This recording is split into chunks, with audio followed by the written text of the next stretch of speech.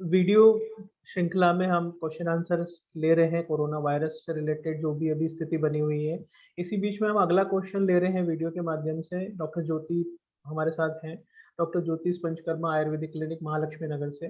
Ma'am, अधिकतर लोगों का क्वेश्चन ये है कि जब हम कोरोना पॉजिटिव हो जाते हैं या हमारी रिपोर्ट पॉजिटिव आती है, माइल्ड सिम्टम्स से हम जब शुरू करते हैं, होम आइसोलेशन में है या हम रिकवरी फेज में, किसी भी स्थिति में जब हम कोरोना वायरस के साथ हैं या बीमार हैं, तो हमारा आहार कैसा होना चाहिए, वो आहार के बारे में बताएं।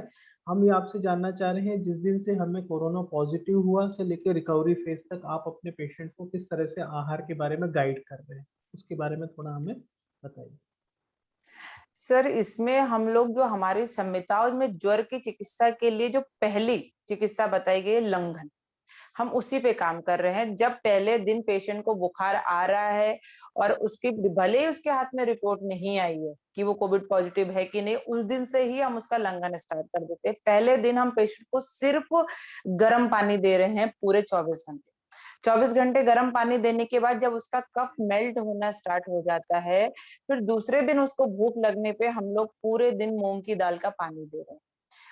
और उसके बाद धीरे धीरे जब उसकी अग्नि प्रदीप्त हो जाती है, जठराग्नि प्रदीप्त होने लगती है और उसको भूख स्टार्ट होती है, फिर उसको हम पतली मूंग की दाल की खिचड़ी है, पतली मूंग की दाल की खिचड़ी में थोड़ा सा दलिया डाल के, या फिर पेशेंट को कभी लगता है कि नहीं उसे फुल्का खाना है, तो उसे हल्की ज्वार की रोटी जो कि कफ को फिर अगेन ना बढ़ाए, इस तरह की आहार योजना उसको हम बना के दे रहे हैं।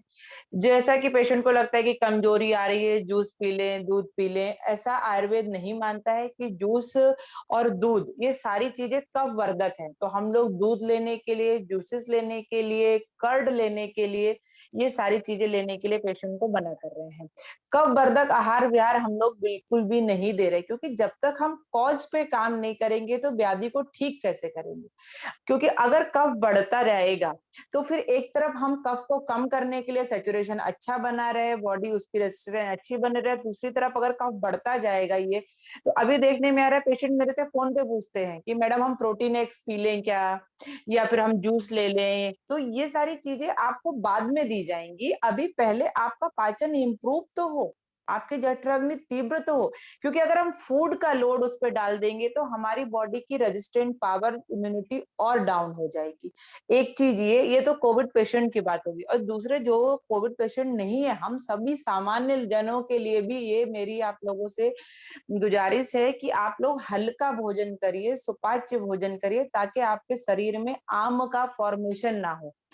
और कोविड पेशेंट के लिए मल प्रवृत्ति होना बहुत जरूरी है कि टॉक्सिन्स निकलेंगे कहाँ से हमारे शरीर से, तो वो ये ध्यान रखे कि उनको मल्लो अनुलोमक जो भी मल है बन रहा है वो निकलता जाए। तो उसके लिए कोई ना कोई आयुर्वेदिक दवाइयां जरूर लें, जिसमें बहुत सारी है, एरंड हरित की है और बहुत सारी चीजें हैं। कुछ नहीं है तो थोड़ा सा त्रिफला चूर्ण आपके पास उपलब्ध है, वो भी ले सकते हैं आप, लेकिन मल आपका रोज निकलना जरूरी है, ये ध्यान रखेंगे आप लोग।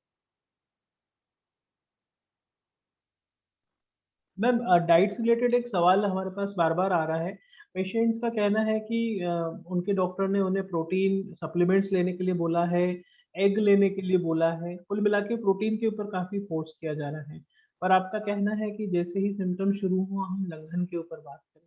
तो लंघन के पहले तो आप प्रोटीन के बारे में हमारे श्रोताओं को बताइए।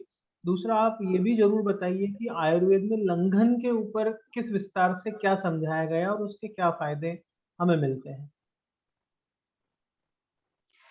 देखिए सर, प्रोटीन की बात रही तो प्रोटीन पचने के लिए हमारी जठराग्नि उतनी अच्छी होना भी तो जरूरी है ना। आयुर्वेद सबसे पहले जठराग्नि पे काम करता है कि आपकी डाइजेस्टिव कैपेसिटी है कैसी। अगर आपका पाचन अच्छा नहीं है और आप कटोरी भर भर के काजू बादाम खा रहे हैं, तो क्या वो आपके शरीर में किसी काम के हैं? नहीं है। तो आयुर्वेद में इसीलिए बताया गया है कि जैसे कि मैंने आपको इससे पहले बताया कि मैं अपने पेशेंट्स को मूंग की दाल का पानी दे रही हूँ, मूंग की दाल की खिचड़ी दे, वो भी तो हाईली रिच प्रोटीन ही है। तो सिंथेसाइज्ड फॉर्म में प्रोटीन की बजाय हम लोग अगर नेचुरल फॉर्म में प्रोटीन लेंगे तो वो मधुर रस प्रधान है, तो वो आपको वैसे ही इतना बल देने वाली है। मूंग की दाल के पानी से 24-24 घंटे मेरे पेशेंट एनर्जेटिक फील कर रहे हैं।